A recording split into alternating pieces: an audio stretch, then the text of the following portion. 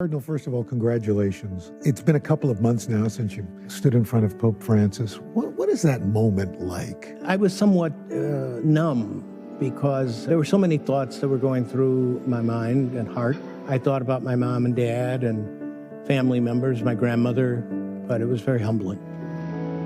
For Wilton Gregory, the Catholic Church's first ever African-American cardinal, that historic journey to the Vatican began in Catholic school on the south side of Chicago.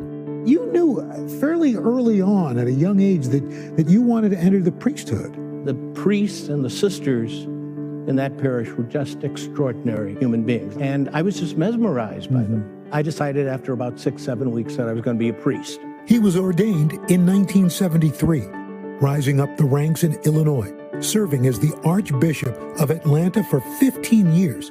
In 2019, Pope Francis appointing him Archbishop of Washington, before elevating him to Cardinal last fall.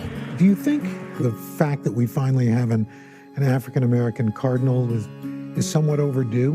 When a moment occurs like this, the reaction of a lot of people is, why did it take so long?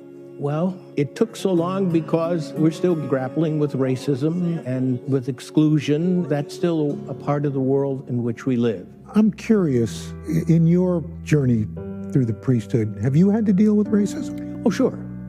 I don't know of any African American who hasn't tasted the bitter cup of discrimination. With faith in our Lord Jesus Christ, now, as long as I was formally dressed, I'm treated with great respect and affection. But if I take off my clerics to go out, I'm in the pool of every other African American man in Washington. I can remember on one occasion, maybe 15 or so years ago, and I was being hosted at a very exquisite Palm Springs golf club. And another individual, he said, you can put my clubs on the golf cart. I had to say, well, I can have somebody retrieve your clubs, but I'm here to play golf. I never forgot that. But it's good for me not to lose a grounding in the experience of what it means to be an African-American man in our country.